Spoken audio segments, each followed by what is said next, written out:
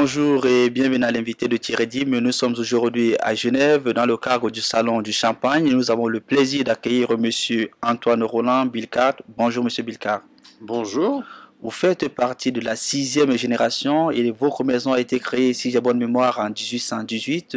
Comment se présente aujourd'hui le marché du champagne de manière générale? Alors, il a beaucoup évolué depuis 1818, date de fondation de la maison. L'évolution du marché du champagne. Globalement, le marché est en évolution assez positive, mais de manière quantitative, il reste relativement stable, dû aux différents effets de la crise qu'on a pu avoir sur les 2-3 dernières années. On constate quand même un certain tassement, on va dire, au niveau des ventes, puisque la On chose... sait que 2012-2013 n'étaient pas de bonnes années, hein.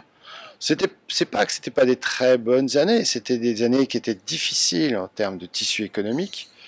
Donc le champagne étant un vin d'excellence et de fait, c'est donc forcément une période un peu plus difficile pour la consommation en tant que telle du champagne.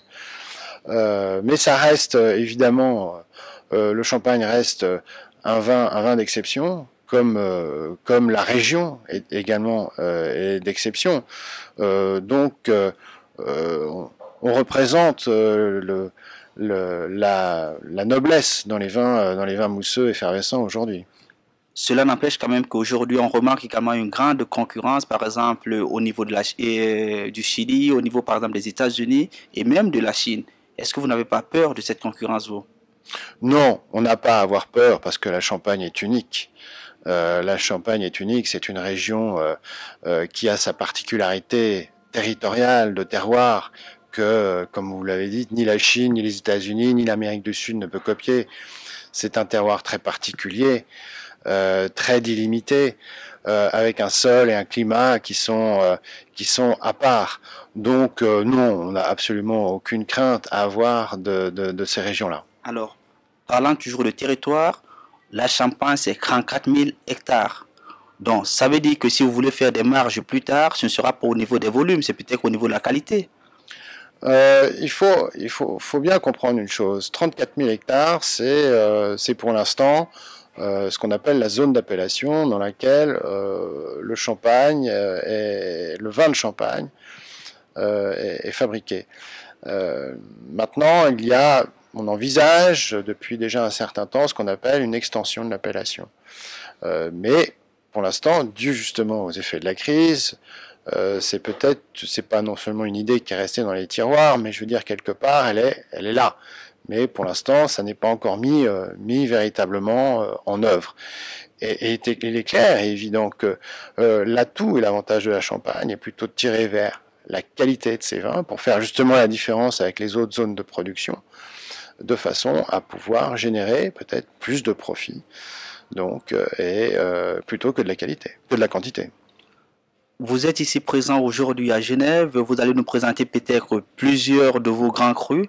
Quels sont aujourd'hui les meilleurs crus que vous pouvez mettre à la disposition des personnes, des visiteurs aujourd'hui? La notion de cru en Champagne, elle est très difficile à développer dans la mesure où tous nos vins sont des vins d'assemblage.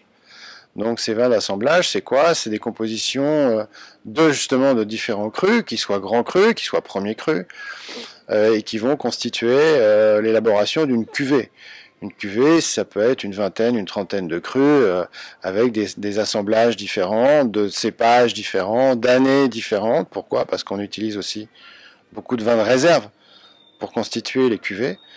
Donc, on ne va pas forcément, justement, mettre en avant certains crus, peut-être à part dans certaines cuvées spécifiques qu'on peut appeler un blanc de blanc, par exemple, qui est un 100% chardonnay.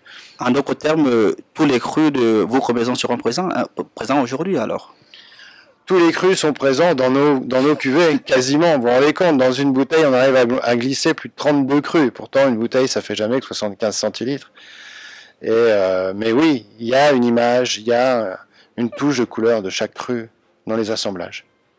Monsieur Bilcard, Merci pour ces explications. Mais je vous remercie. Quant à vous, nous vous donnons rendez-vous très prochainement avec un nouvel invité. Au revoir.